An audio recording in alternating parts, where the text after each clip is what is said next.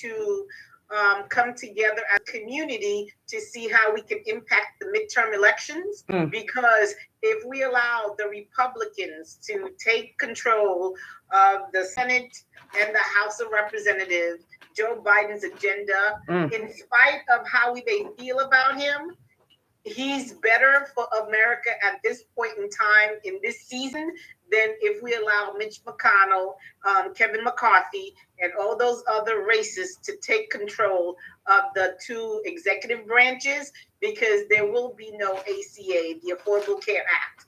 There will be no Social Security to enjoy when we become of age. There are a number of things that we will no longer have access to.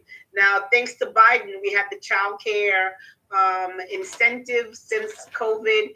There were a number of things that he's done. I'm grateful for the fact that he postponed that moratorium on student loans. Girl, I can kiss his feet. Yes.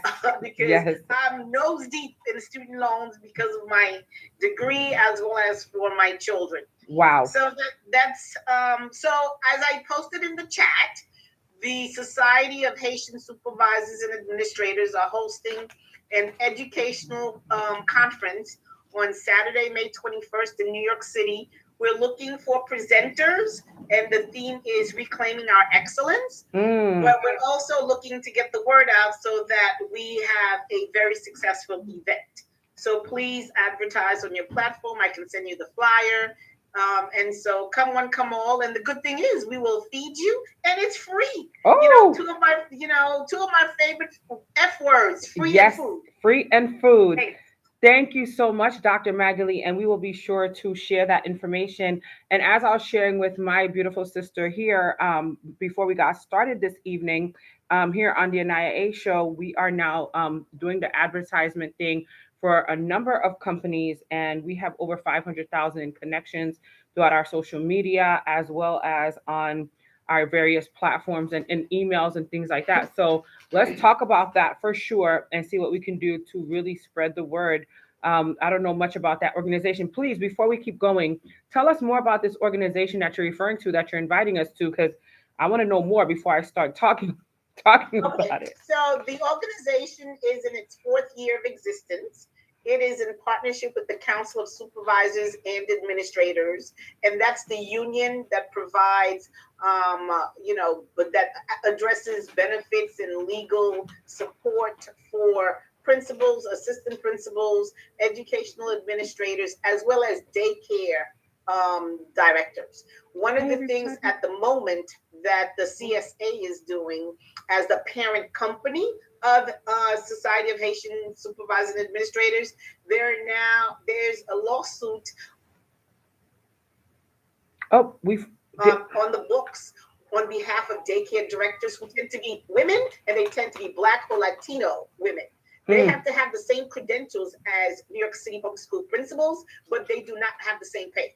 It's a difference of 50% or less. Wow. Right. So we're trying to close that pay disparity, so that because they have the exact same credentials, the exact same requirements, but their pay has always been substandard, and we believe it's because they are of minority heritage.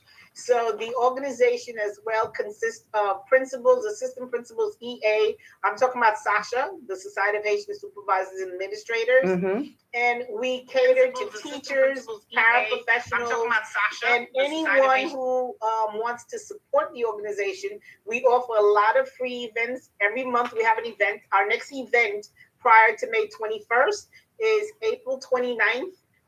At the Mateo's restaurant in Howard Beach. And so April 29th is just a social event to network, to get to know people, to establish yourselves. Okay. But May 21st is an educational conference because we want to engage in conversation about how are we going to tackle educational inequality. How are we tackling servicing children, Black, brown children, but children of Haitian ancestry in particular, who are failing in various districts throughout the system.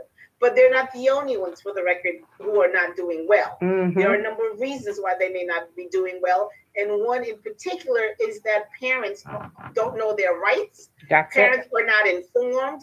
There are lots of opportunities that exist. It's just a matter of being able to broker the information and broker partnerships and educating our people to know how they can get certain services for their children, whether their child is above average, average, gifted, or learns differently. There are resources out there, and parents are entitled to get an interpreter, a translator, and materials are supposed to be in their native language. I love it. Thank you so much, Dr. Magali. So you all, Dr. Magali, if you need a speaker, I'm there. me too. Okay, all right. So maybe we can talk offline as to what because the topic is reclaiming our excellence, and you can tell me what exactly you want to do and how long you need. Oh, great. Sure. Yeah, that's the topic, like, as you know, after my own heart. So yeah, absolutely. That's wonderful. And Dr. Magali, you have me as well. You have me as well as the host of the NIA show, but also somebody who's very, I graduated high school at 16, went straight to university, and I've traveled abroad, studied abroad. A lot of times our Black young people or their parents do not know of the opportunities out there for us that are available. A lot of times we're subjected to staying in our communities, in the hoods. A lot of young people don't even travel and leave their boroughs. So there needs to be education and empowerment in these circles. And you have me for sure as an author, an edutainer. I call myself an edutainer and a leader in this industry. So yes, put us both down. All right, wonderful. Thank you, thank you, thank you. Thank you. Awesome. I'm excited. All right, all right. Now we have Mr. Belfort who's going to speak and share who he is. Mr. Belfort? Yes, because I see they are the prepping English here because I try to speak better English. I don't know if everybody understand what I say. Yes, we My do. name is my name is James Balfleur. Do business for under contractor. I do limo. I do taxi transportation. Bus driver for the Miami County. That's my professional name. In Haiti, I was in electricity. Now I am the family, the three children. Yeah, I'm happy. I'm great tonight. I with us because they are the very imagine people we speak there. We see maybe we see sun. I see sun now. Yeah, yeah. That's the way it is. Well, organize is the best thing. Organize is the best thing. If you try, let me. I don't know if everybody speaks Creole really well. I'm comfortable for speak my language. Well, we are live as well. So nous live avec moun qui parle anglais, espagnol, tout langue net. So, pas de problème. Parlez en créole et puis m'a translate pour moun yo plus tard. Je dis à ce plaisir que nous sommes vraiment contents d'avoir parmi nous. Que une réunion très importante dans le bagage qui commence par le dégager. Et comme je dis toujours, non, pas James Belfleur, qui ça nous carrément, moi-même, vraiment, nous formons ça une communauté haïtienne qui est dans le 10e département, qui ne faut pas quitter utiliser chaque vote citizenship haïtien, qui est nationalité haïtienne, qui va l'utiliser dans chaque élection, mais nous avons vote nous fait la différence pour chaque haïtien qui est dans le 10e département. Yes. Ça veut dire que au lieu que nous voyons l'autre monde, on choisit des candidats haïtiens qui ont représenté nous pour voyer Washington DC, qui pourra discuter pour haïtiens. Ça veut dire que tout autant que nous pouvons là, c'est l'autre monde qui a voté, nous pouvons faire communauté. Je ne vais pas dire plus, c'est ça. All right, for all of our English speaking people, he is happy to be with us this evening. For those that are watching now or those that will watch later, his name is Mr. James Bellefleur. He is out of Miami, and I actually know him through the activism community, and that's how we were able to get connected. And he would love to see more unification in our Haitian communities for sure, because we are struggling and lacking in those areas, and we need representation in Washington, D.C. desperately. And he would love to see us have a coalition where we could send those that are qualified to represent us in the big house. And I think I concur, and he is right on target with his message. So thank you. Sorry, this whole loud thing. Thank you, Mr. Belfort. Merci, merci. Nous très contents vous là avec nous. Thank you. All right, excellent. Oh, and he's married with 3 children, and he works very hard. That was the last part I forgot. I love it. Excellent, excellent. Okay, perfect. Now we have Mr. Will, and then we're gonna jump into our story matter, our communications for tonight. Yeah, good evening, everybody. And jump in. Sorry, I have my camera off because I'm No trying problem. to multitasking right now. My name is Will Osselin. I'm from Elmont, New York. Grew up in Brooklyn. You are courageous. I don't have a big platform, but I'm very handily. So I have a small business. It's not pretty big. I don't have a lot of staff. Excuse me. Sorry. When did you get a small business? And we've never talked about this. What? Because I'm not really out there pushing it like that. Oh, okay. You know? I'm busy with kids and work. My main job. But I do fix residential boilers and air conditioning. Residential air conditioning. That is awesome. Congratulations, sir. We love that. Yeah. So if you guys ever need somebody, you got a boiler problem, got some heating problem, a little plumbing issue, you guys can reach out. Now that we know that, we will be reaching out because we have that a lot in my building, right? Yeah, definitely. You do Long Island? Yeah, I do Long Island. Definitely, I do Long Island. I live in Elmont. Oh. Yeah. Cool. Look at that. You're gonna have business. I agree with the lady earlier. When she was referring to us coming collectively to try to make sure that we get reelected. I think the last 2 shows you had, I did touch base on that. I was stressing the fact that we don't have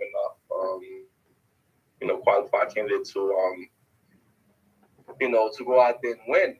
And that's what we need. We need another Obama. We need a second Obama, I agree with what she said. We need to go out there and try to come collectively and the White House or the other branches, because what the politician does affect us. Yes. Okay? So the past 4 years, or I'm gonna say 4 years. The past 4 years that happened is a proven proof, is a living proof of what they do, how it can affect us. From COVID to everything else, the economy and everything else. Mm-hmm. So that's about it. That's what I have to say. Wow, absolutely, absolutely, absolutely. And I thank you so much for sharing with us. And we were just going to go to the subject matter, but we have a new friend on. I feel like we have somebody named Raphael who just joined us. Raphael, are you there? Yeah, I'm sorry, I forgot to say, I am a father of 3. I'm married. Oh, okay. Yeah. I see the beautiful little ones on Facebook, so that's awesome. Yeah. Awesome. Congrats. I'm loving the Black men with their families on here. Woohoo! Make sure your little girls, I see 2 little girls on the screen. Uh-huh. So with all due respect, make sure you get them involved in STEM programs, coding, in the technology world, to prepare them for jobs that have yet to be created. Yes. Absolutely. Thank you so much, Thomas. Thank you. And begin to teach them now about financial literacy. That's it. Definitely. Thank you. May I just share too before Raphael introduces himself?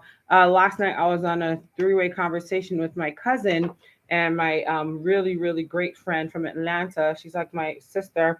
And we were discussing how my 5-year-old baby cousin is taking coding now. And I'm so happy and excited for her because she's 5 and she's probably going to be able to do bigger and greater things. And like Dr. Magley said, she's probably going to be able to create jobs or have jobs lined up for her at a very young age.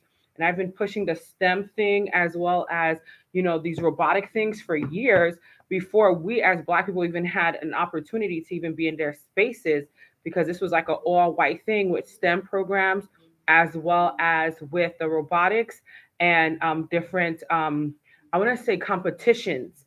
I learned about this in South Florida, and I was just appalled that we didn't have any Black young people that were involved.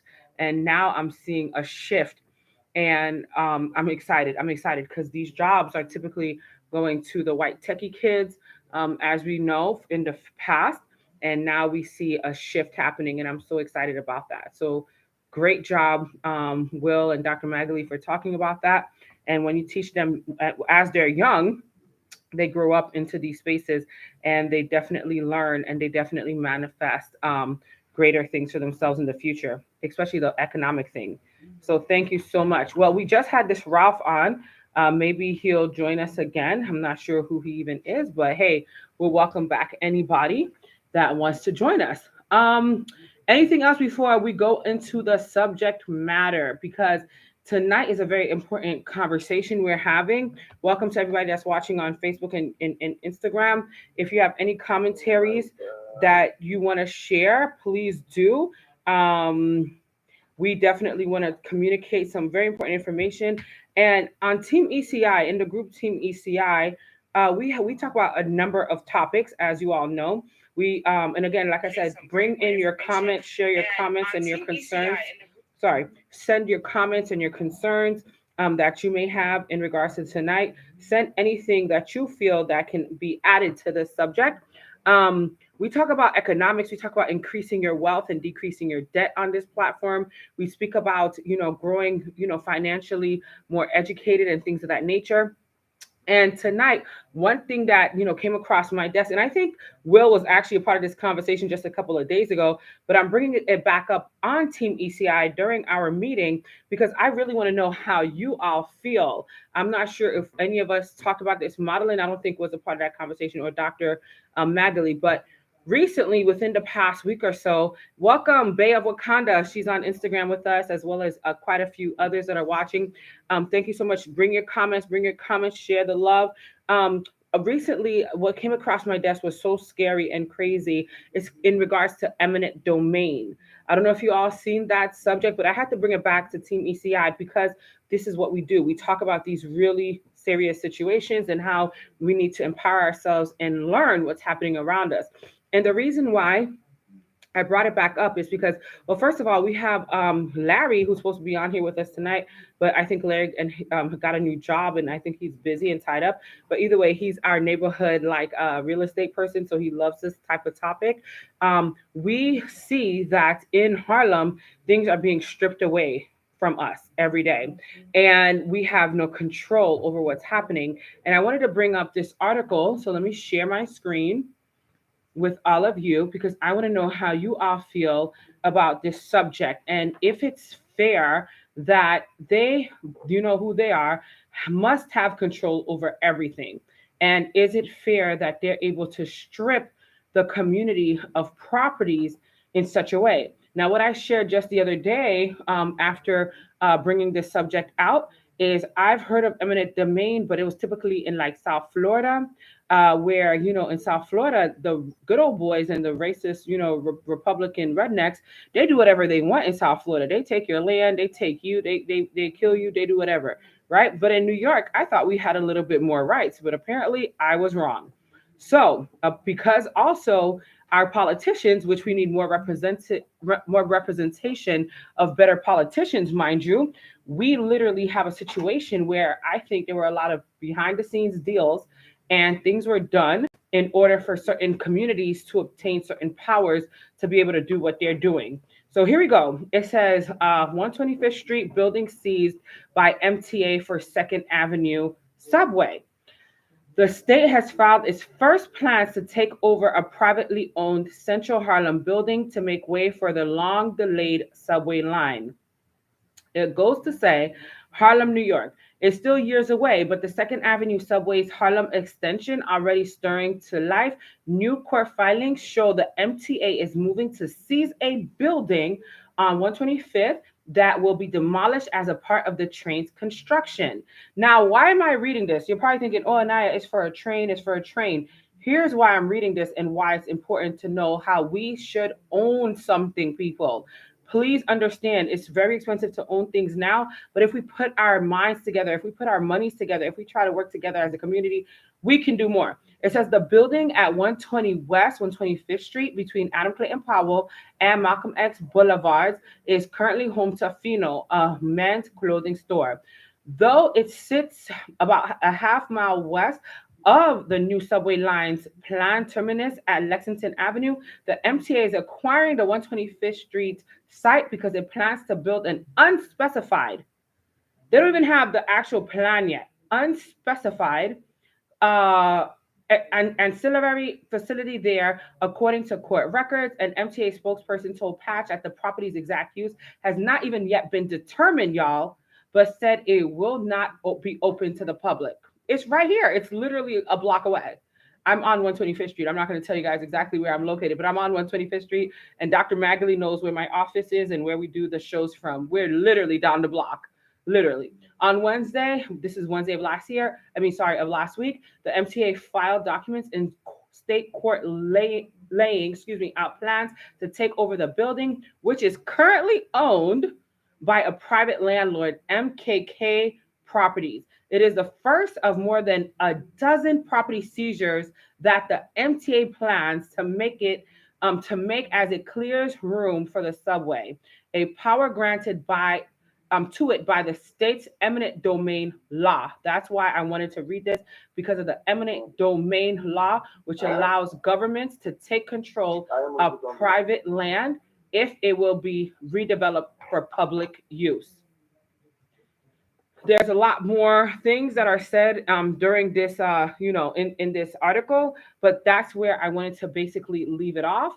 It's talking about how literally, because of the eminent domain law, which let me just read for you exactly what that is so you guys can understand why this is a problem. Like, they can seize people's property. It says, what is eminent domain? It is another word for condemnation, the right of the government to take private property for a public use. Various examples would be to make way for a road or public park, or to provide housing for disadvantaged persons. The United States and New York constitutions require the government to pay you fair compensation if it takes your property. But let's be real. Will they pay fair wages for people's property? Number one. And it says seizing, right? And in this example, they say they can take, or they have the right to privately, take your space or what have you. And there's examples of that. Yes, we understand.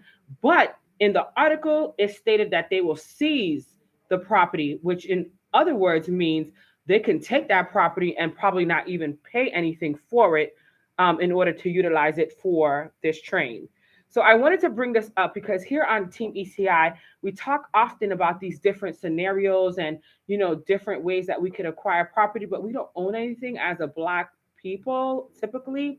And it's so bothersome when we have the disadvantage already, and now they are taking more property from us. And hold on 1 second, we have a comment coming in. What's their definition? What's their definition of fair? So real quick, we have on Instagram a question from Bay of Wakanda. When they say their definition of fair could be anything, right? They're the government, they're the rule makers. So for them, fair could mean because they're gonna build, another Eiffel Tower in 25 years, but they have to get ready. For them, that could be fair. That's just an example I'm giving you. Like they make up things as they go along. As we can see in this article, they're seizing people's property and land, and they don't even have the blueprint for what they need it for. Okay, come. Alexis has a statement. Would you like to be seen on camera, darling? Not really, because I just have a quick question. Okay, go ahead. Alexis has a question, and then I want everybody else to please respond. So as I'm looking at the picture, Yes, ma'am. on the internet. Yep. What about that big old building that they have there, like the Bath and Body Works? Are they going to tear that down, or is that going to be a part of the? That's another thing. How do you just now? Here's a very good question, and I've been pondering on this myself.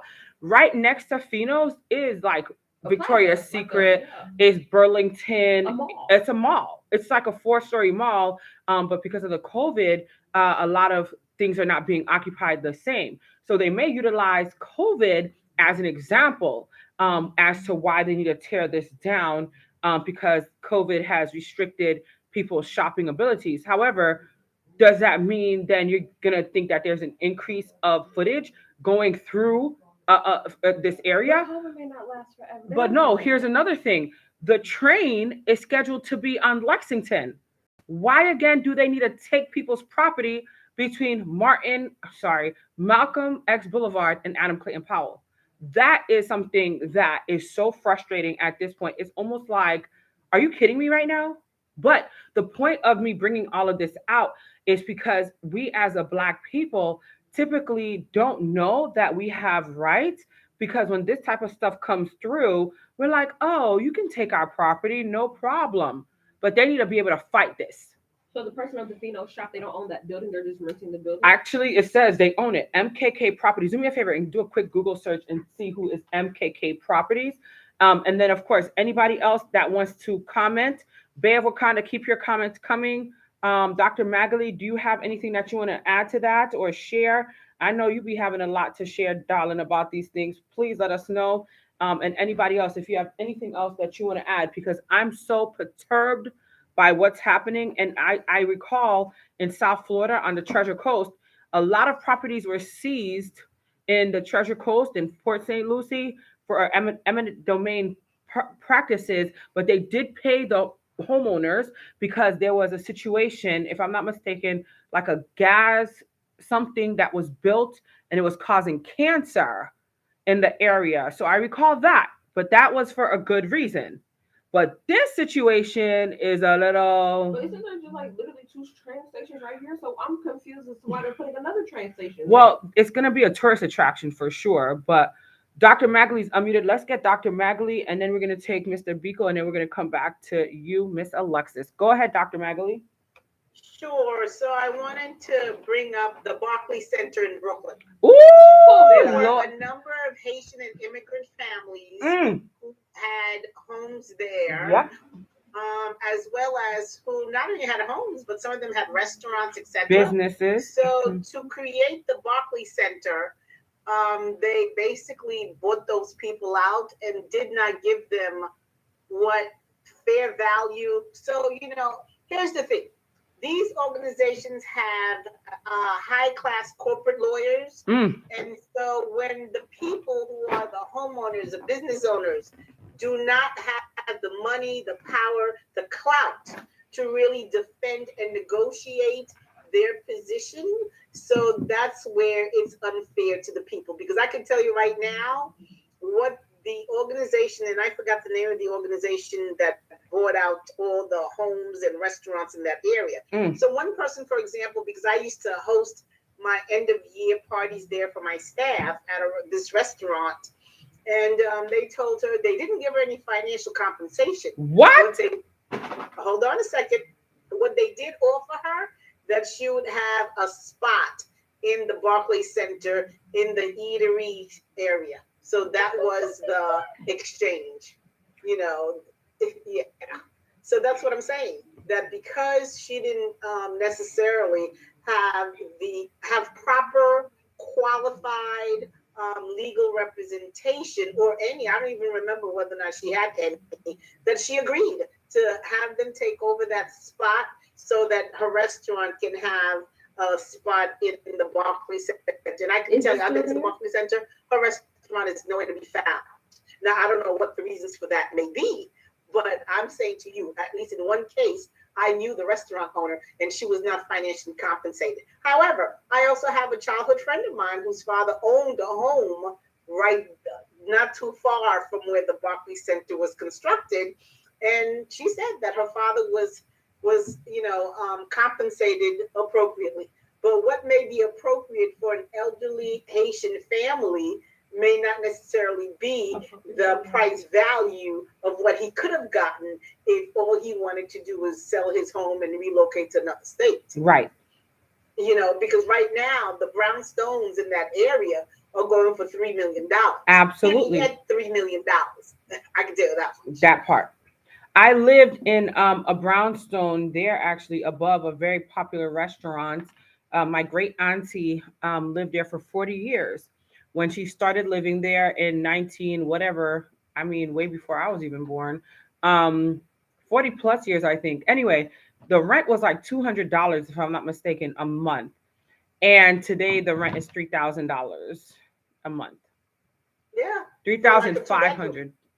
It's literally like a 2-bedroom, but the way it's shaped, it's like a 1-bedroom, a 1.5 bedroom, 1.5 bedroom, and a super huge closet that could be a bedroom with no windows. But I think it does have a window. I'm so confused. That whole thing was such a mess. And the homeowner was such a jerk. And he was a high-powered attorney, Haitian, like mulatto, high-powered attorney. Complete jerk. I'm not going to say much about it because somebody might know him and be like, Anaya's talking about you again. So in the area, what they've done since those people lost their homes and businesses, they now have a bunch of skyscrapers all around the Barclays Center. And you know what? They're not people who look like the people on this group owning those condos and high-priced real estate. Yes. So that's part of the environmental racism, the inequity, the economic gap that is persistent in this country because capitalism was built on the haves and the have-nots. All right. Oh, exactly. Come, Biko. Mr. Biko is going to share real quick. Well, this is another example that the Black community need to be better organized and need to be more independent, develop jobs for ourselves, and own businesses. 125th from the east side right up to the west side. The west side is owned by Columbia University and some of the east side. They are going to put 20-story buildings along 125th. So many of us who are not able to handle that, they are going to displace. Yep. Because we are not organized. Many of us don't know how to be organized. Many of us are not connected to organizations. And that's some of the problems. Well, we don't have the power too, because when we get into power, like said person who just got booted out, we sell out our communities very quickly for the dollar. And then we realize that said person never had the power to begin with because he was a Black man in position and they set him up. That's all I have to say about that. One of the calamities of our community is the family situation. Many of our young people never learn how to work in organizations while in college and before college. And again, the absent daddy element in our homes has prevented many of our young people from learning to compete with others. The daddy element do provide a serious basis for competitions. And when we learn how to work together, we'll be able to build and do things. Thank you, Mr. Biko. You are very welcome. Hotep. I want to give Mr. Biko a little pushback because I think it's more than just he's not back on the screen. Right here. Hold on. Yeah. So, Mr. Biko, with all due respect, sir, it's more than just about collaboration or collectivity. It's also about supporting each other. Because I know if we talk about the diaspora, whether it's Haitians, Haitian Americans, Jamaicans, and people from all over the globe, we don't tend to support our own. One, and two, our own oftentimes, when we do patronize them, they don't appreciate and respect our dollar. So, yes, we do need to engage in collective participation and support, but we also need to understand that when I support your business, respect me as a customer in terms of the manner in which you engage me in discussion or you engage me in the transaction. Well, if we learn how to work together and be organized, we'll also have to learn how to help each other be part of what we're doing. And that will involve feeding each other, clothing each other, and housing each other. And I will leave it there. Thank you, Mr. Pico. I have a question for support, Mr. What is your name again? Mr. Pico, he's gonna hear you because he has to step out, but Lapton deal. So go ahead. Okay. This one thing for most black people don't want to share the information for each other black people. Mm-hmm. The one thing he said they organize. Mm-hmm. Organize is the first thing. How can organize for the financial economy to make the living for black people be better to pass the generation and generation to be successful life. That's why the time is the time right now to black people to be understand, to be up, to move on forward. Don't let these people, I don't want to use the white people, let people use for each other the black because we are the strong black. We have to keep your future black in good shape. Mm-hmm. That's the only way I can say. It's time to act. Thank you so much. You coming tonight to use this word, organize. Yes. Yes. Thank you. He's happy about that word, organized. I love it. We have a couple of comments coming in from Instagram. Bay of Wakanda says, we also cover for those within our communities who do more harm than good. We need to stop that. I think that goes hand in hand with my sister, Dr. Magali, for sure. And she said that's also why we need our own attorneys in our communities, because if we had more representation, we would do a lot better. When you bring up the whole subject of the Barclay Center, Dr. Magali, that crushes my spirit because I wasn't around in Brooklyn at the time of when the Barclay Center, for example, was being built and things like that. But from what I've heard and gathered, they utilized people like Jay-Z, Jiggaman, to help incorporate the Barclay Center and help get into the community through a famous celebrity, through his connections with the community. Uh-huh. And he sold out the community a lot. And he got like 3% or something of, the Barclays. I'm not sure if that's true, but these are things that I've heard since relocating to Park Slope and listening to some of the stories, because I wondered how this whole thing, came out of nowhere with the Barclay Center and downtown Brooklyn looking like that. I'm not even sure if that's necessarily downtown Brooklyn, but the whole area is just insane. Also, an African sister shared with me, there's a little parcel of land. There's like this tiny little space right next to the Barclay Center, down the block just a little bit, across the street from like Whole Foods and things, not even Whole Foods, sorry, Starbucks. And it's like this little tiny piece of spot. And what she shared with me that was so crazy was that literally years ago, many moons ago, the African community would hold these events in this little spot. I'm talking about, it's like so small. And other communities saw that space and realized that they could do something with it and turned it into a skyscraper, basically like a ginormous building, and literally put apartments there, multi-million-dollar apartments right there in that tiny space.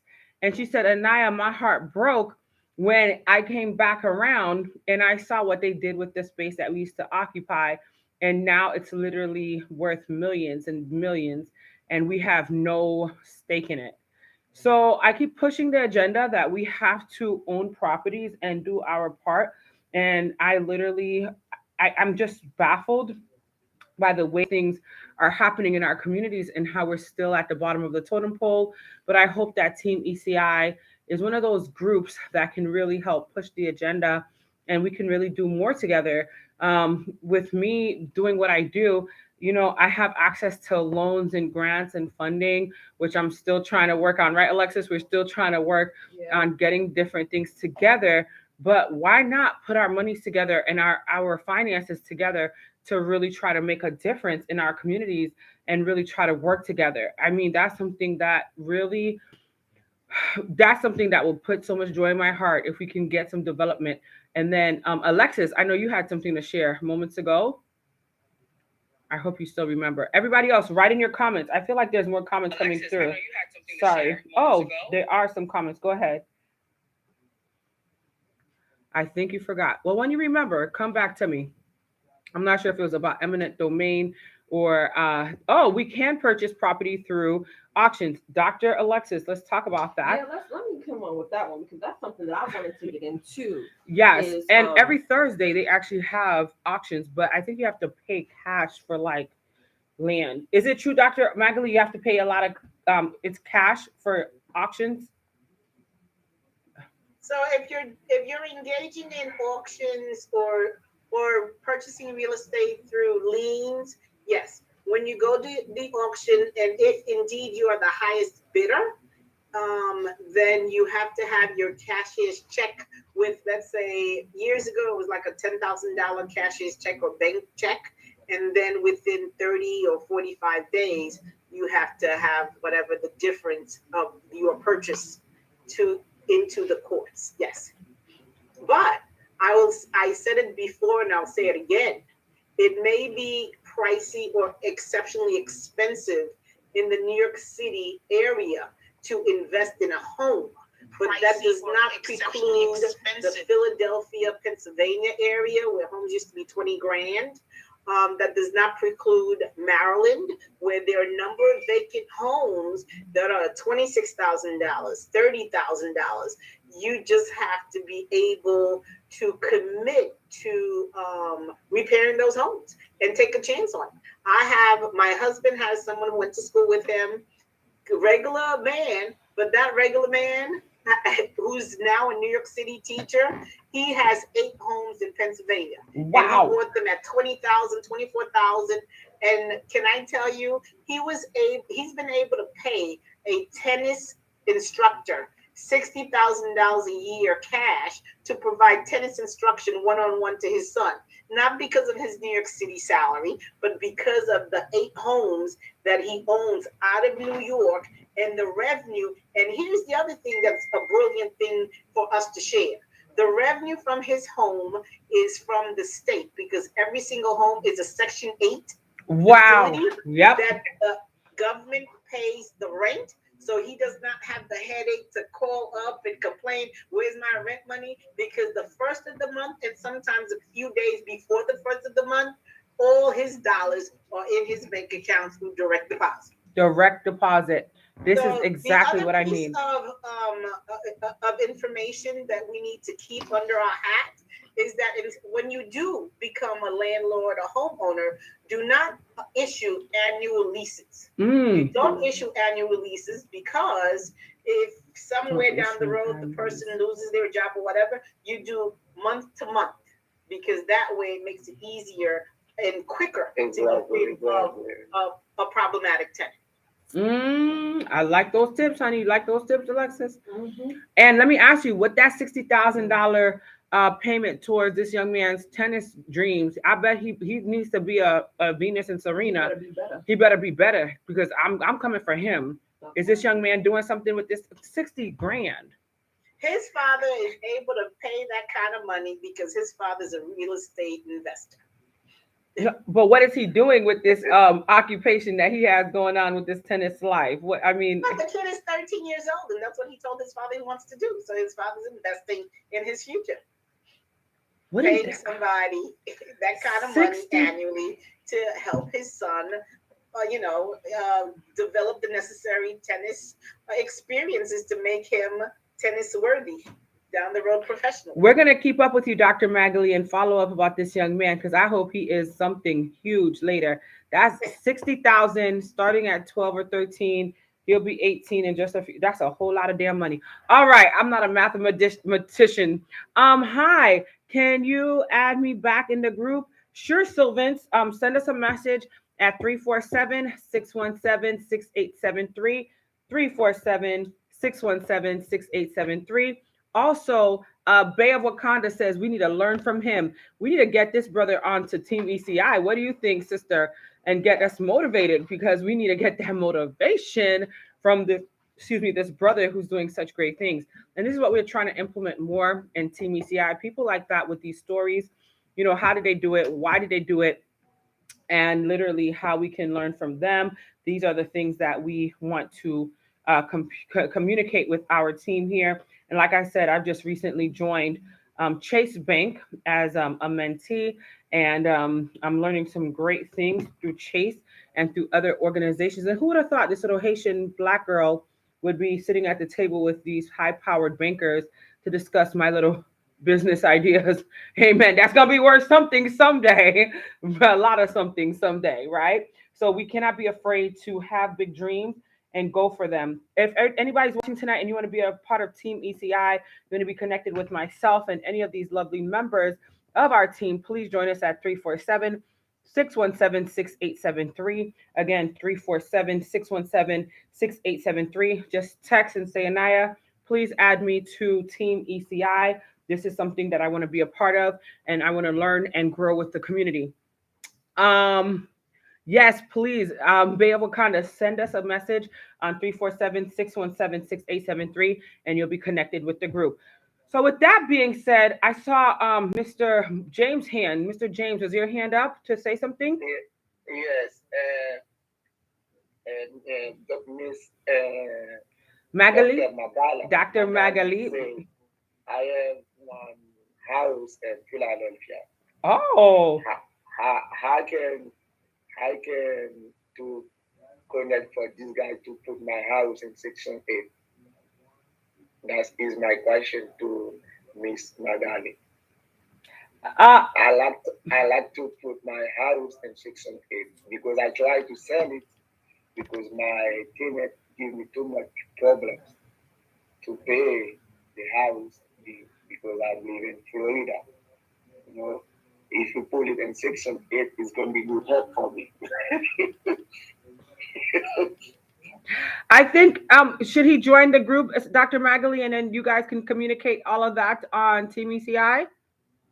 Yes. Perfect. So brother James Shea, just join us on Team ECI. You have my number. That's how you joined us today. Yes.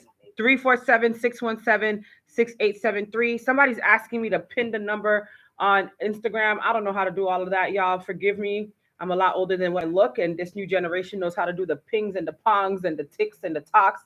I don't know how to pin or nothing. So if you can see that phone number on Instagram, just join us, and you'll be a part of Team ECI, and you'll be able to get connected. So with that being said, anybody else have anything that they want to share? I wanted to share this subject this evening because it just broke my heart learning about this situation that's happening right under our nose in the whole Harlem community. There's a lot more happening in Harlem. Oh, Sylvans is laughing. Laugh out loud, he says. That's fine. You can laugh, y'all. Laugh away, because I promise you, I don't know how to pin and pong none of this stuff. In regards to Harlem, everything is just shooting up with the pricing. We're getting stripped away. Harlem is not the same Harlem. And within a couple of years, I heard that within a couple of years, 125th Street will look like 34th Street. And it's starting to look like that as we speak. And I feel like they've been utilizing some powers of some of the politicians that are in office to make some certain things happen. But here's another thing. As Black people, we're typically very lackadaisical with our ideas and our inventions and different things of that nature. When it comes to properties and ownership, we want everybody else to take care of our problems. But I love the fact that we're talking about this tonight. And look at this major connection between James and Dr. Magali. You never know what's going to happen, right? You never know if this brother that Dr. Magali is referring to can even do a session with us and communicate some of this information with us on how he did it. He's an inspiration. And he needs us to know, the motivation behind how he did what he did and how he's doing presently, especially in these economic times that we're in, which is a frustrating situation. But in these times too, I want to share that in these times, a lot of people turn out to be multimillionaires during the most chaotic times. I don't know if you all are aware, but the most millionaires came about during the Great Depression in the 20s. Like that was when there was like this boom of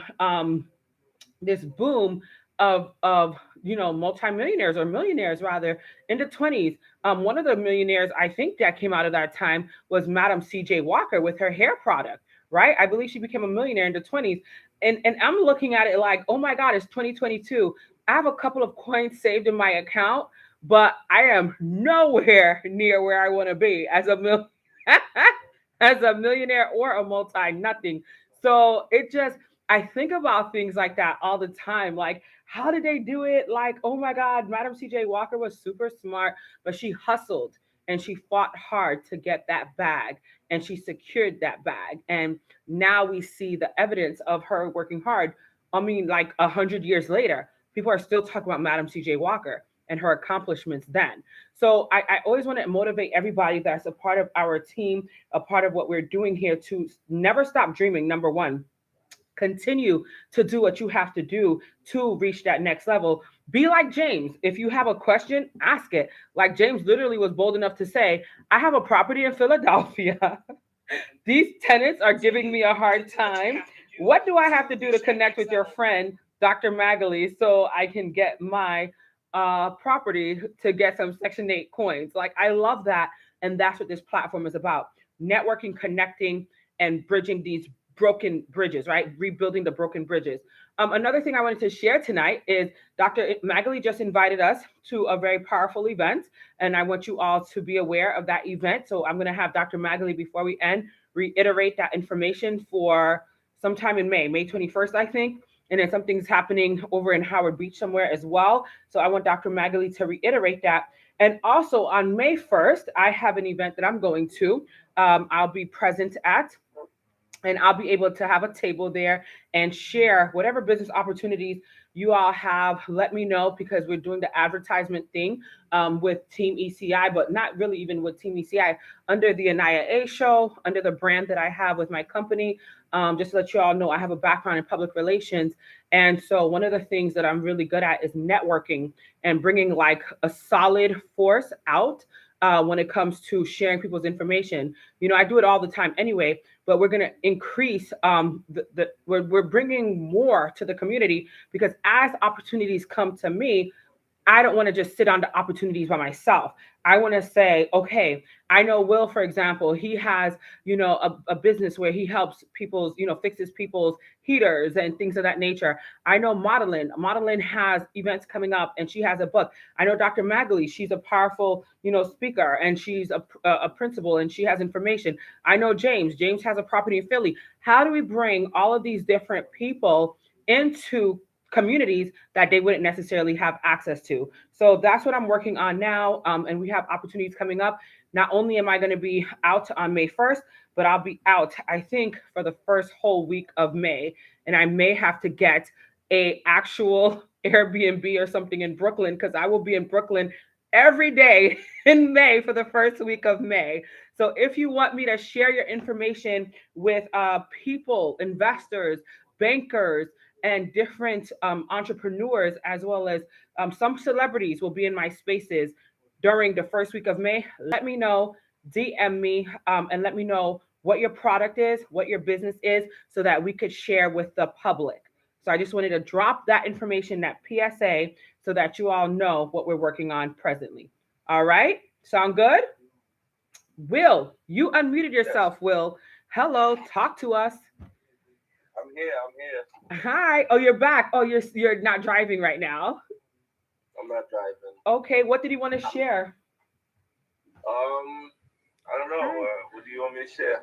Well, in regards to what we were talking about, I wasn't sure if you were on the last Zoom in regards to the eminent domain in Harlem and that situation where they're stripping the business owner's property. Welcome, Dream Keep Consulting LLC. We have so many great people on with us tonight. So I didn't know if you had anything that you wanted to share in regards to that topic where, the city is just going to steal the people's land to create an, and here's the craziest part again, to me, how asinine this is. They don't even know what they're going to do with the building space. They're going to tear it down more than likely, and they're not going to have anything there, and they're probably going to have scaffolding there for God knows how long. And the train itself that they're building on Second Avenue is so many blocks away. But the bottom line is we're talking about this because we as Black people don't typically know our rights, nor that we can come against these types of issues. So what would you like to share about that? Hi, Rebecca. Welcome. I'm not a lawyer, but historically, I can tell you that the government, they're gonna do what they want to do. You understand what I'm saying? I mean, absolutely. The man, he has a right to sue. He can get them in court and so forth and so on, and hopefully they'll have a judge side in his favor. But when it comes to things like that, like government seizing people's property to create public space, usually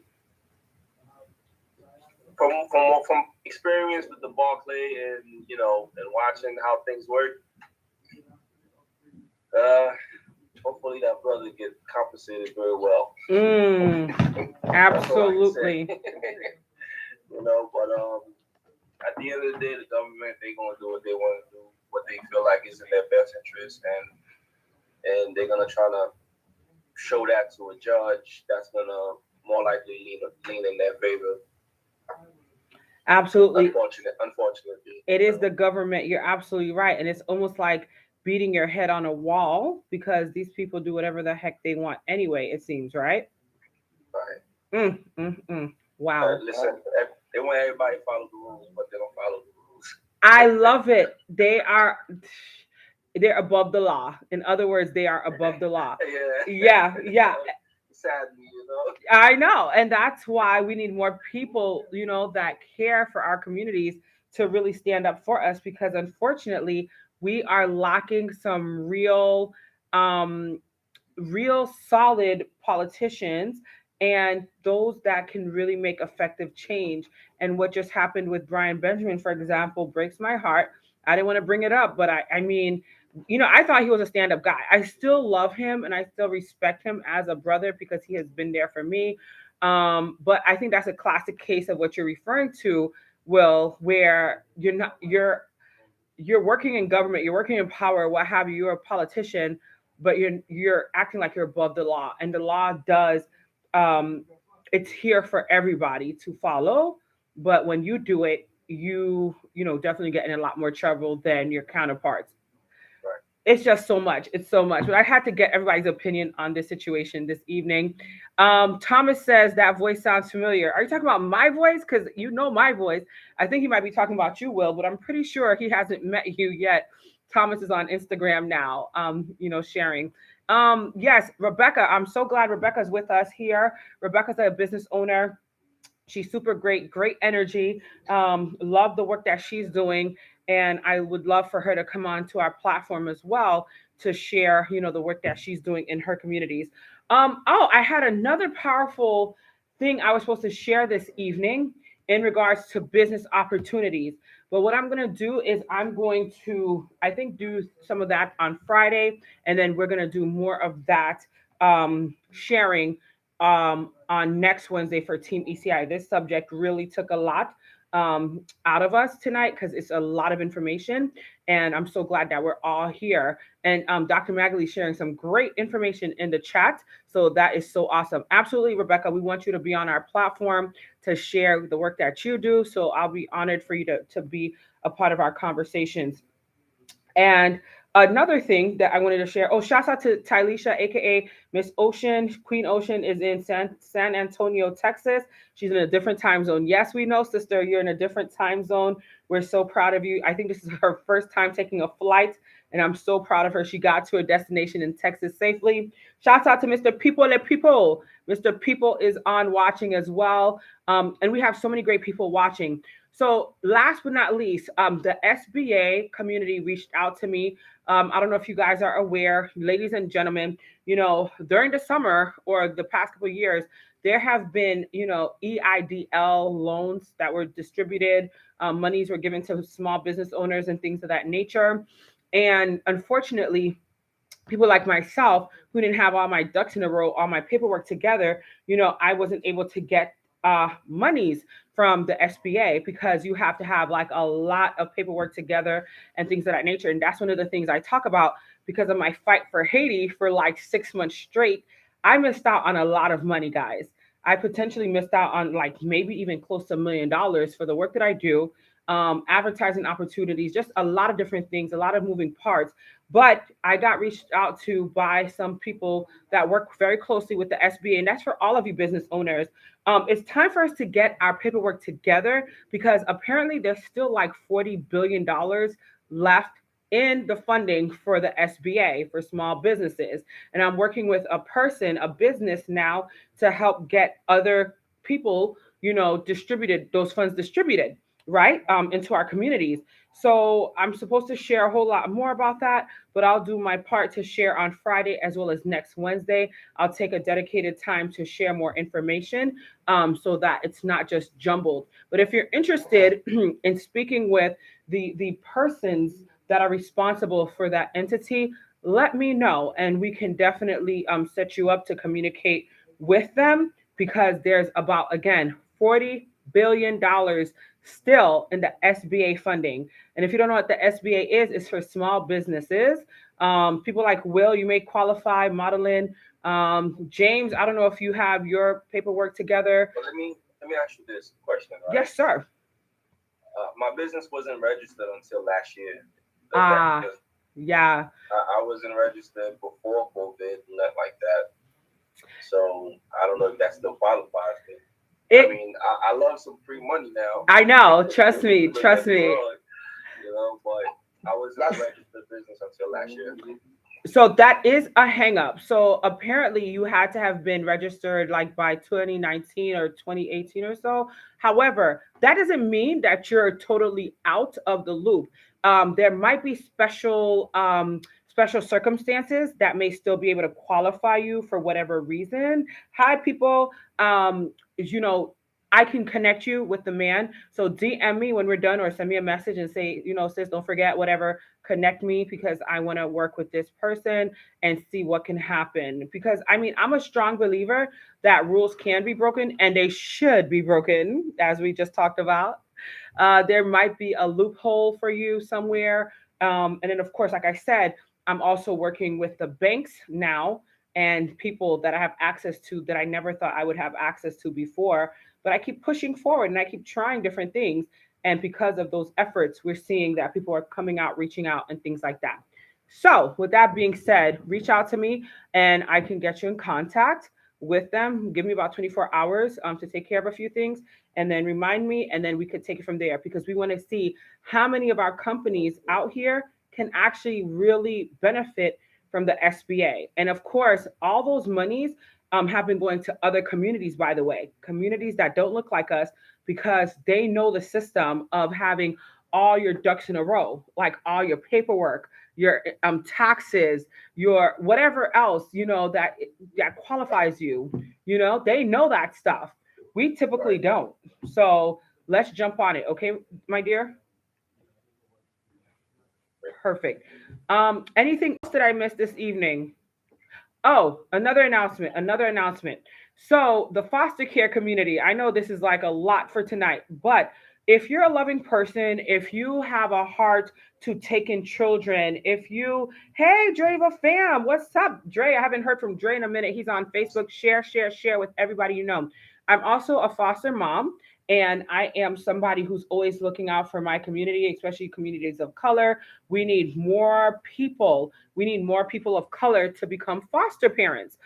We have a serious situation with people like young people that do not have placements, that don't have loving homes, and they have to live in like shelters as well as in places like children's facilities and things of that nature.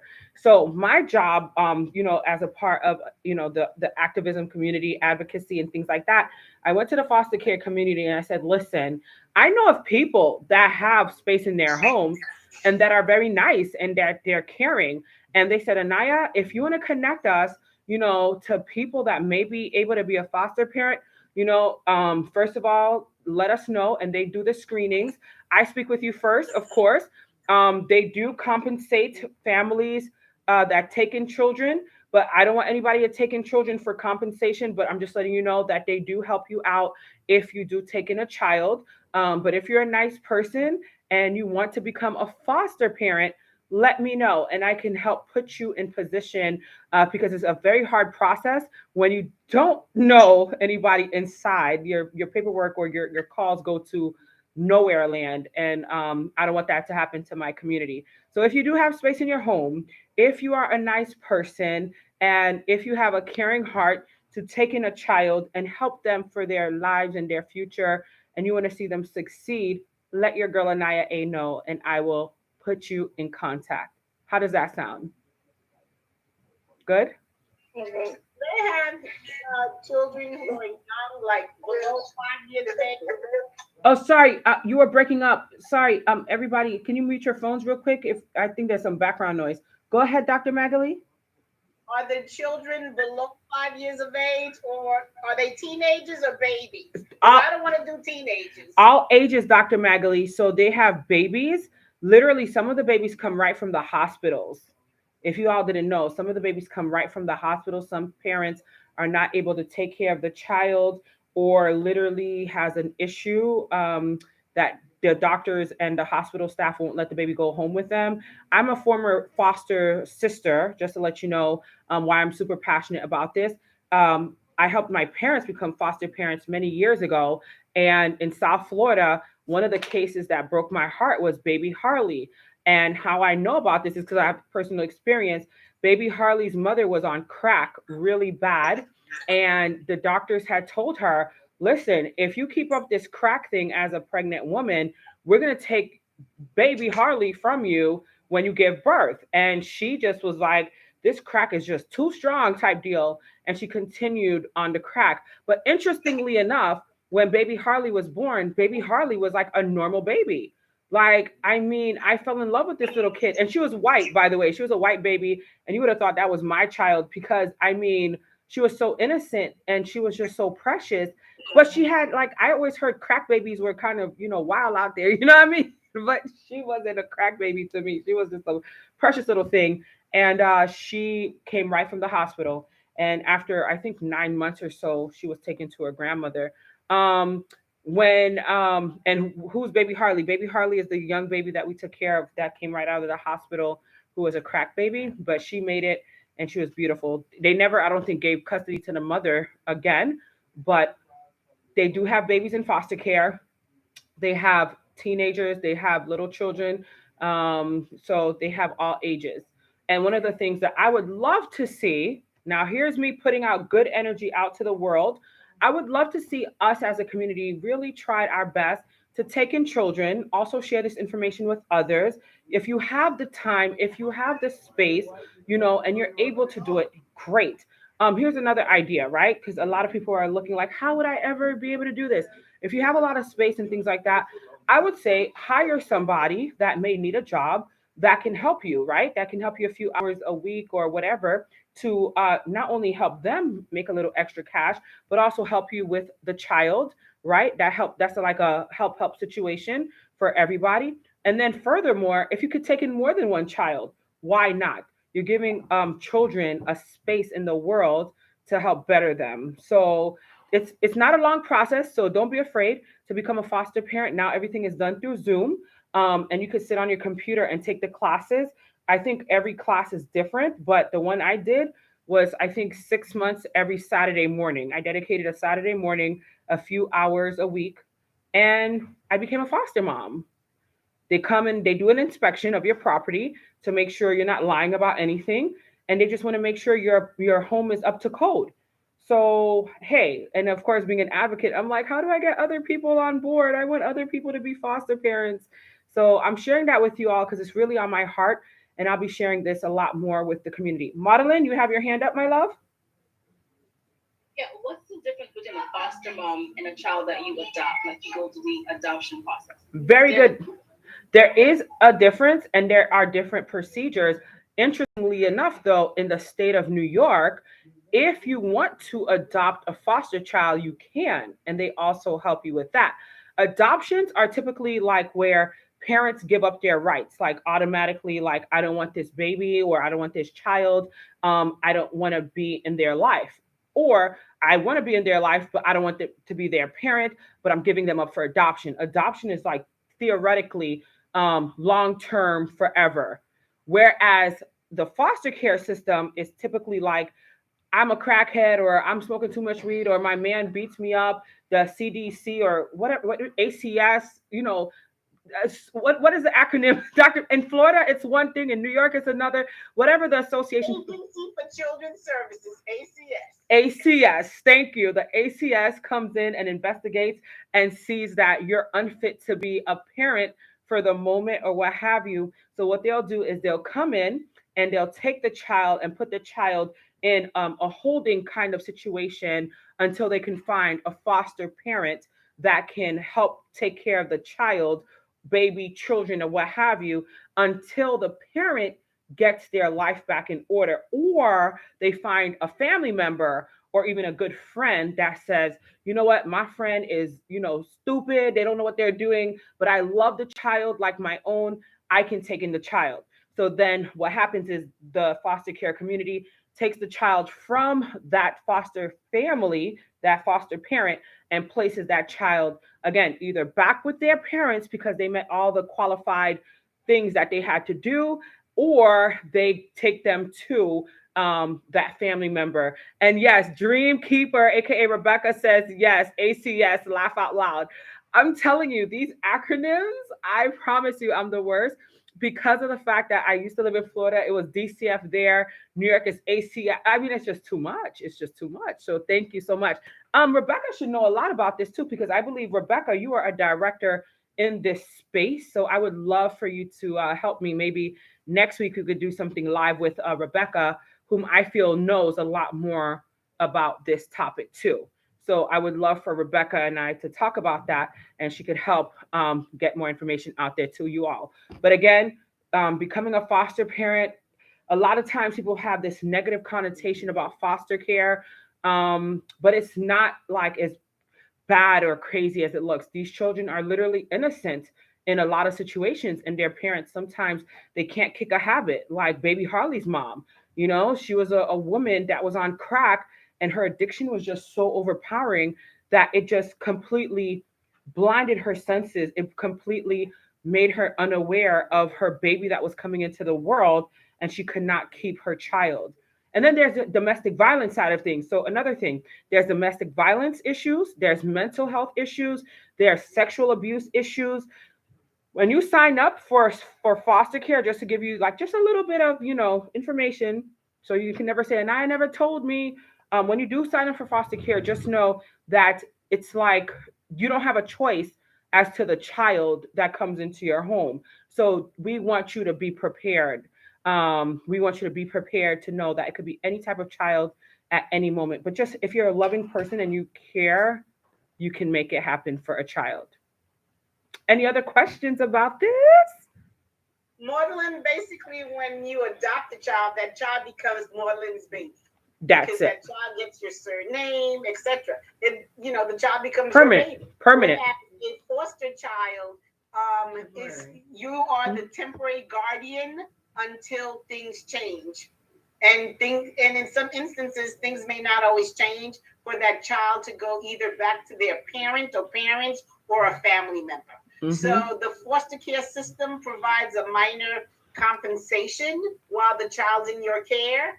And whereas if you decide to adopt, all the financial responsibilities pertaining to that child's day-to-day needs are your responsibility. Absolutely. Thank you, Dr. Magali. We have comments coming in real quick. And of course, if anybody has any questions or concerns, please share. Dream Keep Consulting says there are so many acronyms in the nonprofit world. Absolutely, positively. I'm a supervisor of kinship care. I need you to explain that. Advocate for all Black Hood youth, though. So I help train workers that work with youth in systems. I love it. Her and I had a great conversation about that. She trains the people to really be able to work with our young people in the hood. She is against communities of different like platforms. I don't want to go into detail about our conversation, but my sister said she's working with the hood and nothing but the hood. I love it. I love it. I love it. And you know what? It's funny. A lot of our people go out of the hood, right, Alexis? They will leave the hood and be like, I ain't dealing with these ghetto, whatever the heck. And then they forget that some of them are from the hood too. And then literally they needed somebody at one point.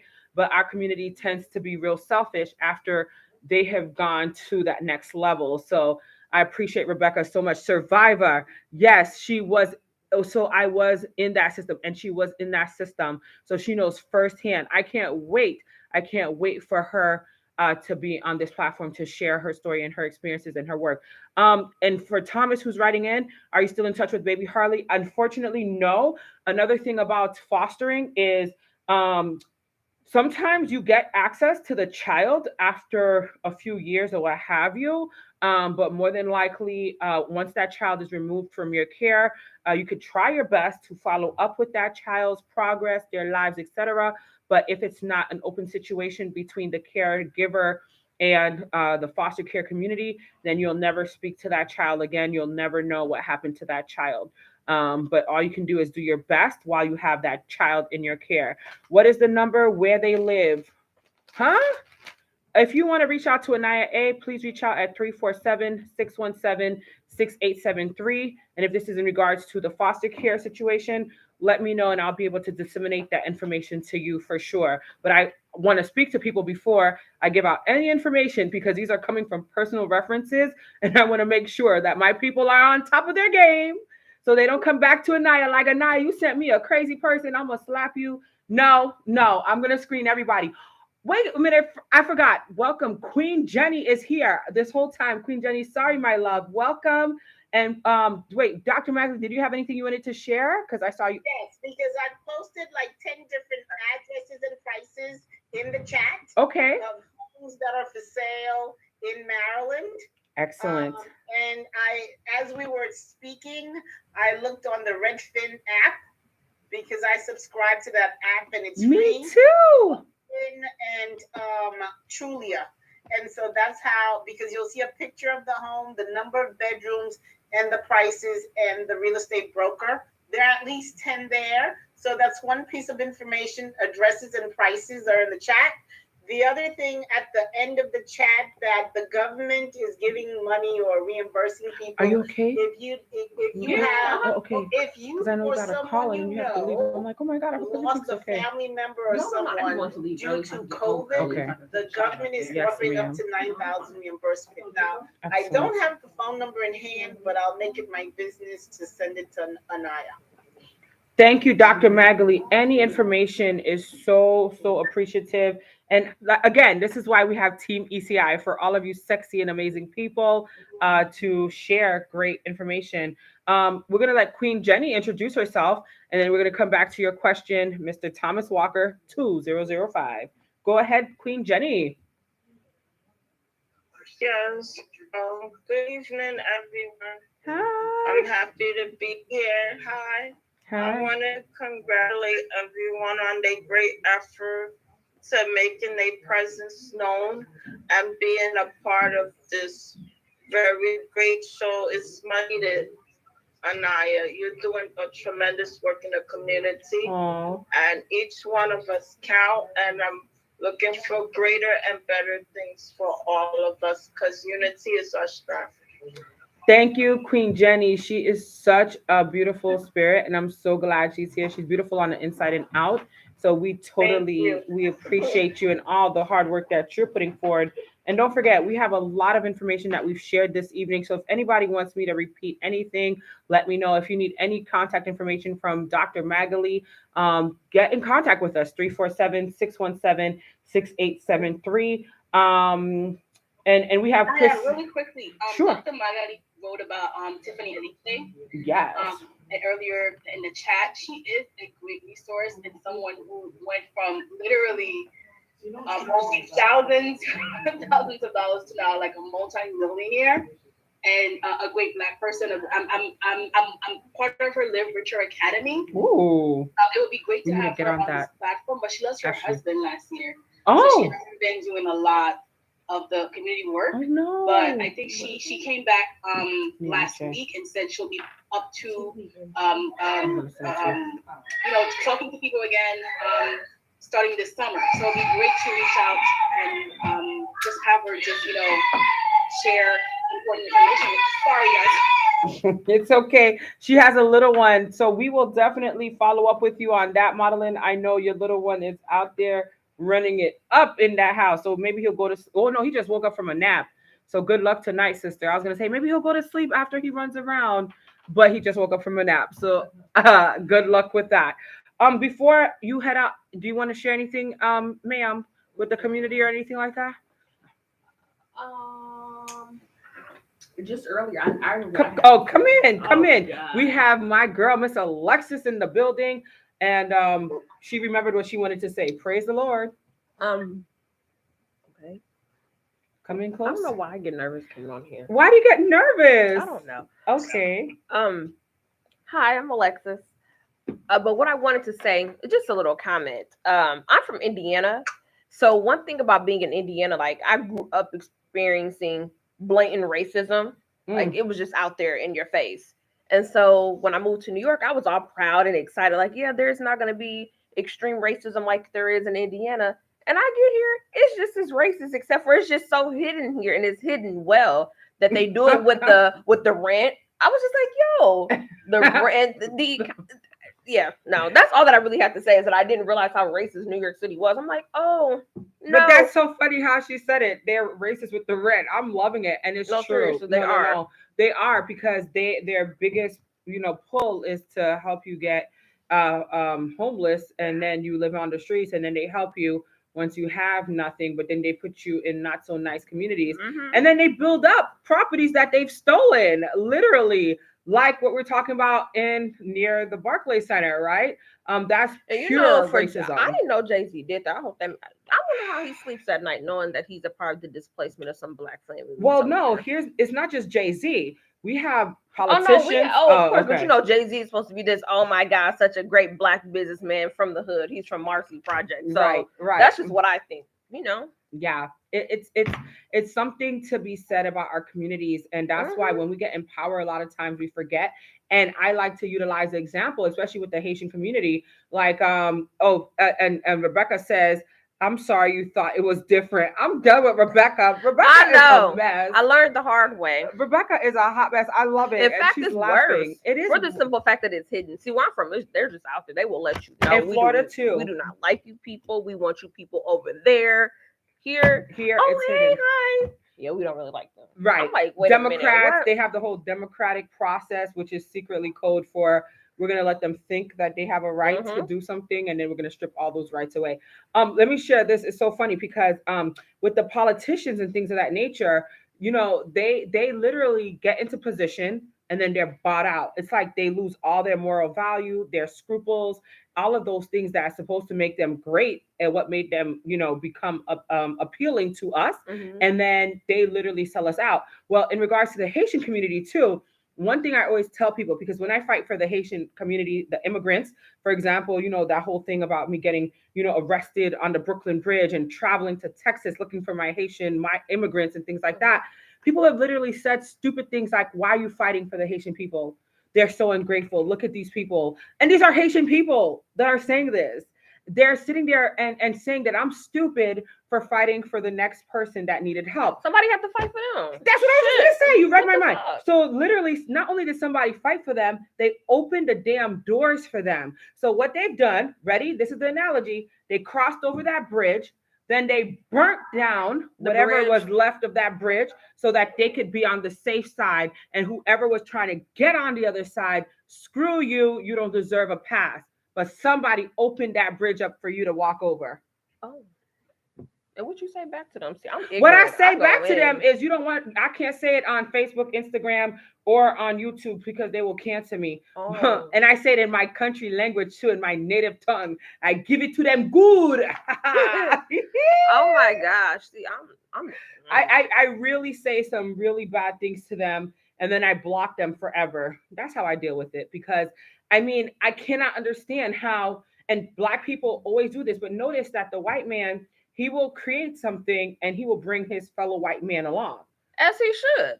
But I can't even be mad at white people for what they do. You know, Malcolm X said it best. They're a bunch of blue-eyed devils. What does the devil do? Steal, kill, and destroy, and claim everything to be theirs. I can't even be mad at them for that because they've been getting away with it for so long. That's what they're used to. But good goddamn, Black people need to do that. Well, we don't need to steal, kill, and destroy. But we definitely need to stick to. We should stick together. But this is the thing. This is why we do this. This is why we do this. This is why we do this. This is why we have these collaborative efforts because hopefully somebody will learn and hopefully a life will change. Yeah, that's the okay, goal. guys. I have got to say this. This is burning inside. Go ahead, sister. In our community, not all skin folks or kin folks. We have collaborators up in here, and you have to recognize as a collaborator who's going to sell you for the fastest dollar. And so once you learn that, you don't work with these people. You might come down there. If you Haitian, you know what I mean. You might come down there.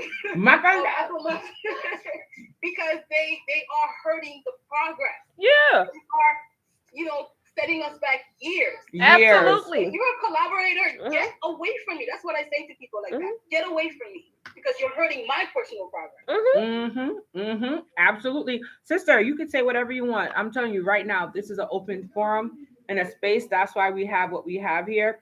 Anybody else have anything that they want to share? Oh, Bay of Wakanda says period with a T at the end. That's it, sister. Go ahead, Dr. Magali. You're on. It's that crab in a barrel mentality. Absolutely. About pulling each other down. But it's also the field slave versus the house slave mentality. Yes. That continues to exist in our communities across the country and across the globe. And so it's up to people like us to change the trajectory, to change the paradigm so that we do better. But the other thing I posted in the chat was all of the conversation occurring now with Governor Hochul about the cannabis industry. Now that cannabis is legal in the state of New York, and they have information. She's offering informational sessions to learn more about how to become a cannabis dispensary distributor. And they're targeting people who in their previous lifetimes were arrested for marijuana possession or whatever, so that they have a piece of that pie. Because here's what I will leave you with this evening, because I have to go. No problem. That when you look at Colorado, because it was one of those states early on where they legalized marijuana. Yes. Ordinary average folks are now millionaires off of the cannabis industry. Yes. I have a cousin in the industry. We all are not into it. I've never smoked. I'm not into it. And I'm not even interested in becoming a dispenser or distributor. But nonetheless, we need to empower our folks to know that it's an avenue or a venue out there so that those who may be able to pursue it can. Absolutely. Yeah. Thank you so much. And no, Christine Hollins is watching. Christine, you are always welcome, my dear. Christine is actually a product of the foster care system herself, because Christine had a very tragic situation growing up. I don't know if I could share publicly, but Christine shares her story often, and it breaks my heart what her father did to her mother. And it's a very sad situation. But Christine is a survivor and stronger because of it. So I thank you, Christine. We love you. And we respect the fact that you continue to have strength to keep fighting no matter what. We had 2 more people joining. I know Dr. Magali has to go, but give us 5 more minutes. You two, if you can, 5 more minutes. We have Blessed in the building, and we have Kimberly Sanchez Ortiz.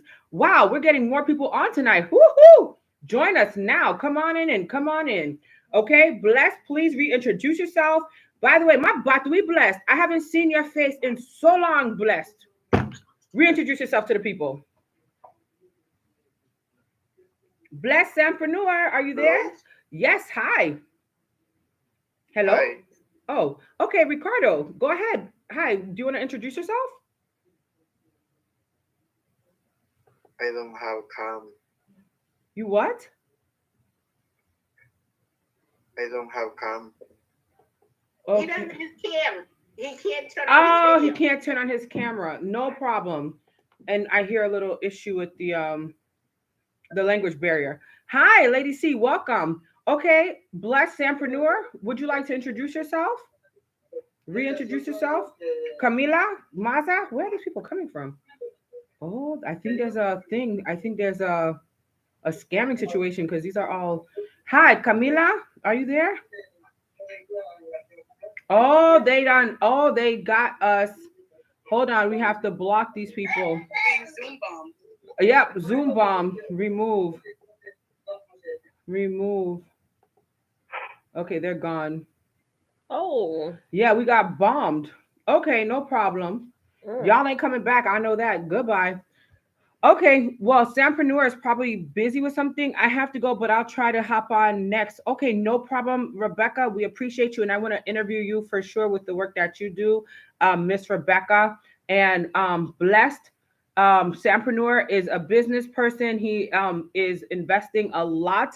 Oh, he is not able to speak. Okay, great. So I'll just share a little bit about Blessed. His name is Sampreneur. He joined us from Instagram. He is a great member of Team ECI. He lives in Kentucky or Tennessee. I can't remember one of those southern states. He has businesses with his wife, and he loves to talk about cryptocurrency and all the things happening in the crypto space. So we have that brother that is here. He's not able to speak though. All right. I think we did really, really good this evening. We are looking for vendors to support our May 21st educational event. So Dr. Magali, let us know what that looks like. But definitely, I would love to be a speaker, as you know, Dr. Magali, and we will see what we can do. And I have a table. I have to get a table, by the way. I have a table, and then I have the backdrop. We're making T-shirts. We're making, different things to advertise.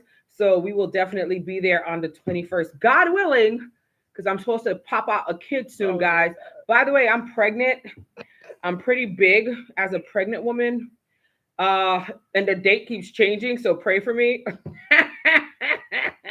But I'm going to keep doing what I can until this kid comes and meets us in the world. Praise the Lord. We are also hosting a scholarship and gala. Ooh, go ahead, Dr. Magali. See, Dr. Magali, I'm so loving it. I'm loving. Oh my God, Biko just scared the life out of me. Oh my God. Here's my father's grandfather here who's scaring me half to death. Yes, so we are definitely looking forward to all of these events, Dr. Magali. Oh, Mr. Rico. Oh my God, it'd be our people, our own people scaring us half to death. Anybody else on Instagram?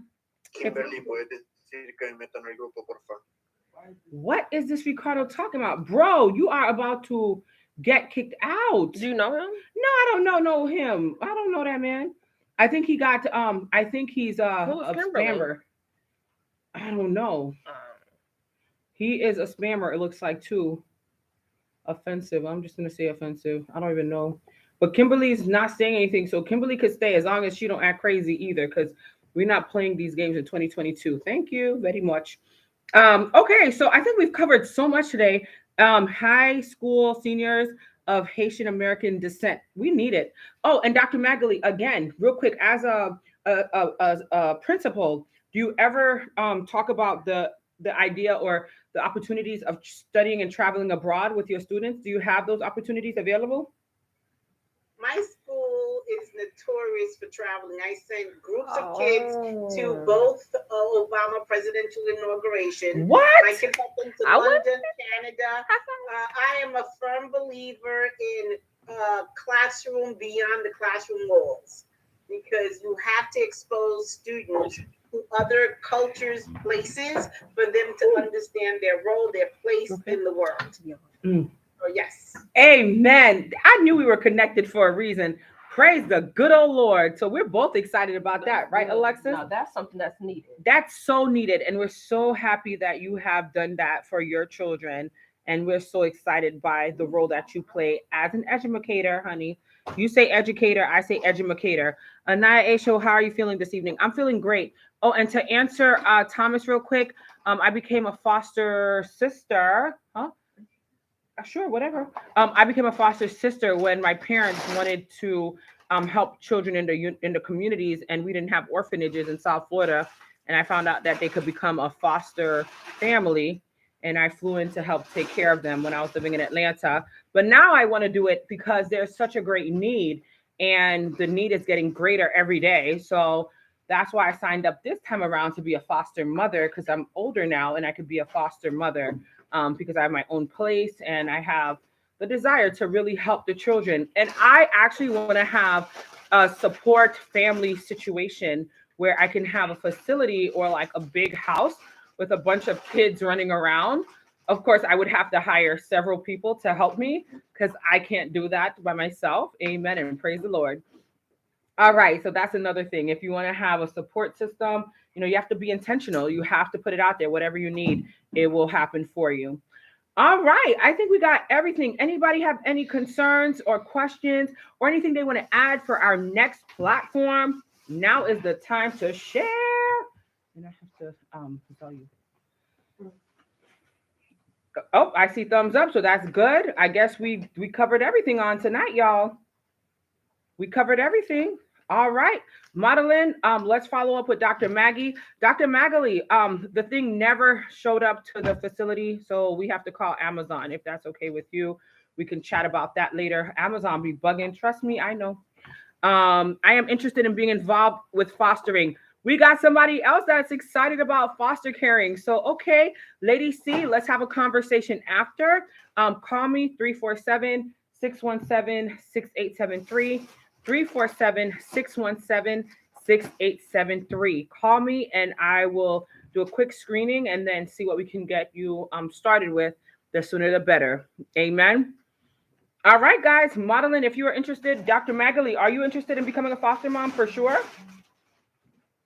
I'm interested, but I want little people. I don't want, kids who are sexually active teenagers. And I only have sons. So. Yeah, I got you. So after this, we could have a conversation or whenever you're available, and then I can. Like 5 and younger. No problem. As long as you have the space and you have what it takes, honey, we got you. We have all sorts of little ones in the foster care system. So perfect. I want to give back my 2, so I don't think you want to. She said, "I want to give back my 2. I want to give them back most days." Oh my God, I know that's right, sister. But you would not be able to right them. You would not. That's it. You'll miss them too much. That in my future, but not right now. No problem, my love. No problem. Look, somebody tried to give me their child today before the show started. They're like, Anaya, we wanted to come and see you. And by the way, do you want to keep him? No, I do not. What am I going to do with mine that comes? And I'm pretty boring right now because I can't barely move. These kids have energy, honey.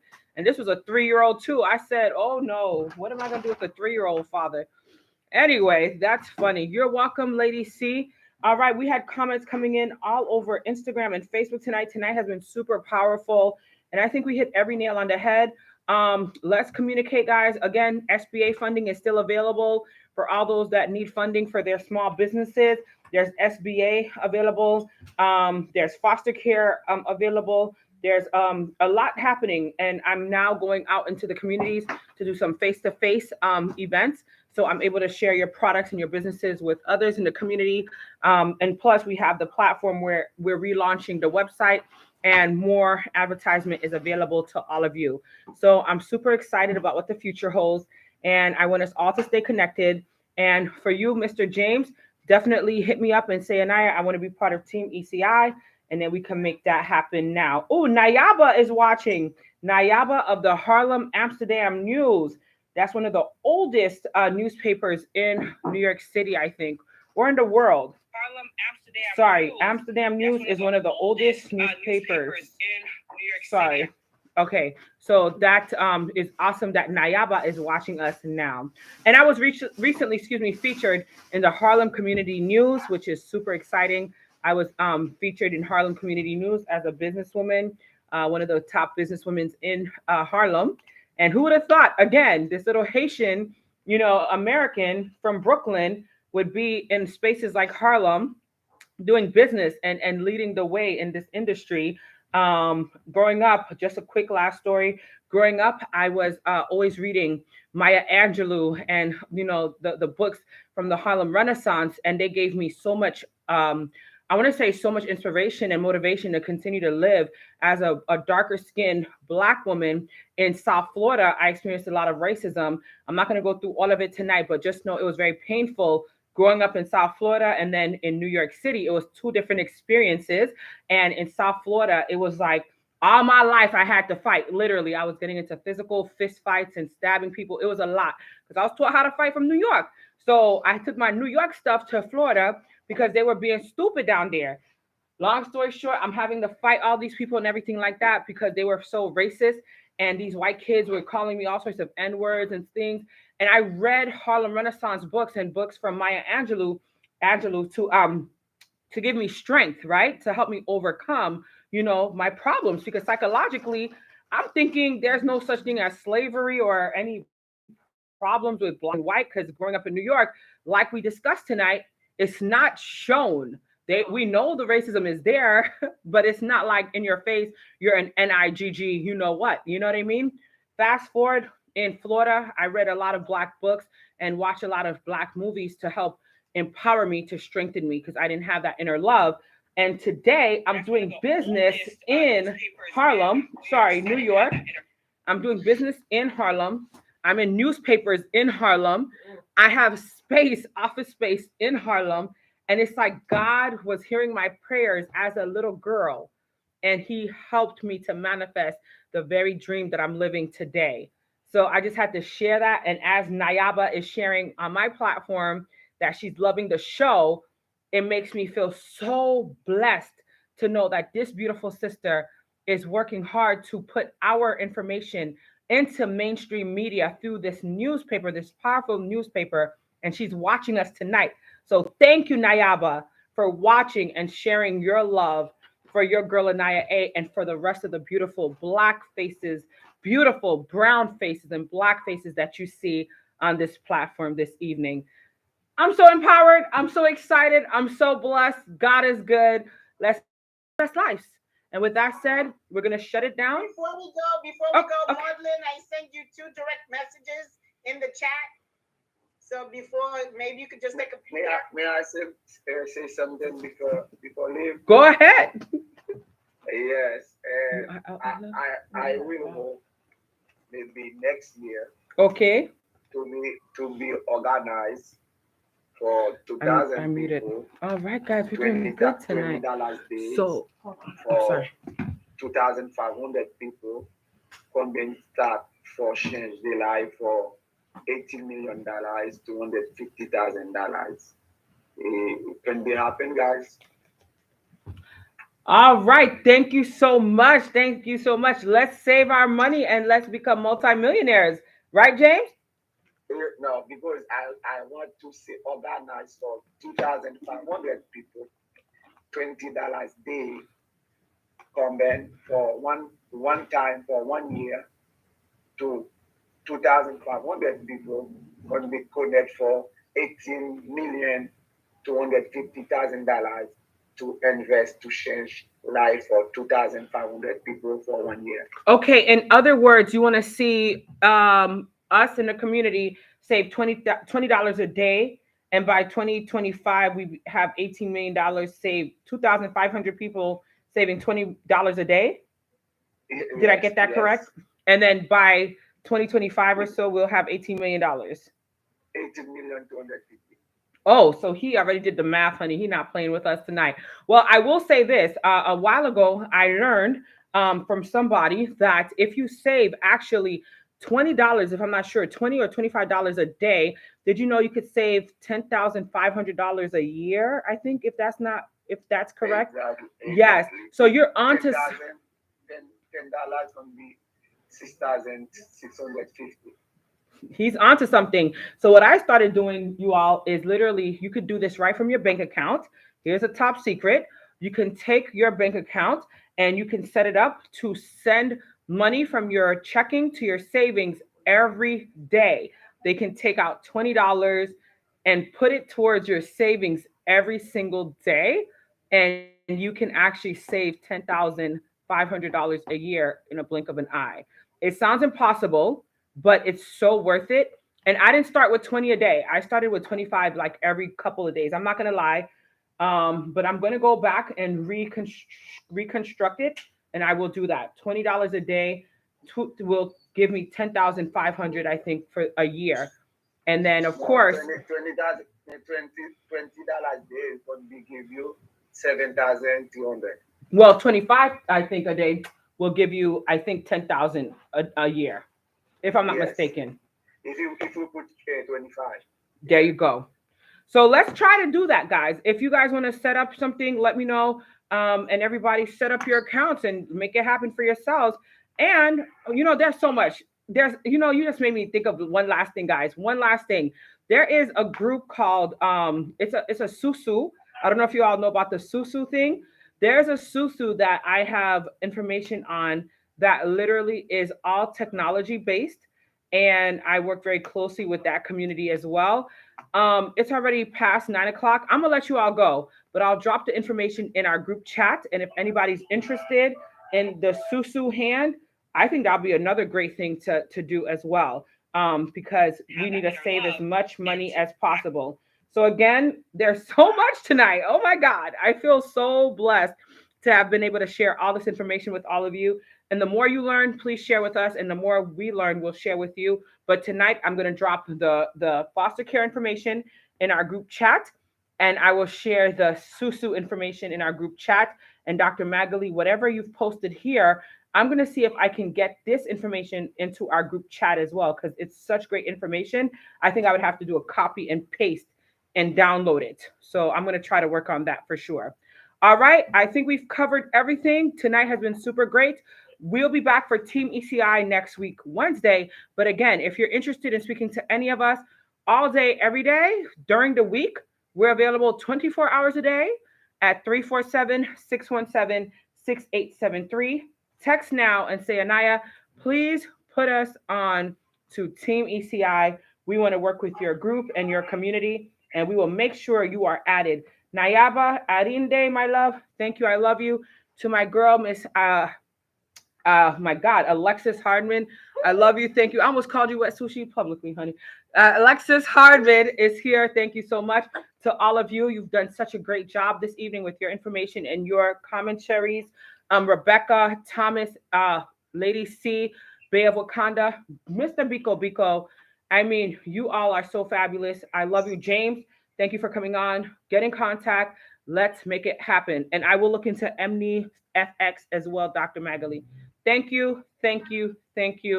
I love you guys. Good night. Bonne nuit. Bisous. See you on Team ECI. Bye. Bye, Queen Jenny. Bye, Madeline. Bye, Will. Drive safe out there. Bye, Bless. Bye. Good night. Safe travels. All right. Dr. Magali, let's talk. Follow up. Bye, Queen Jenny.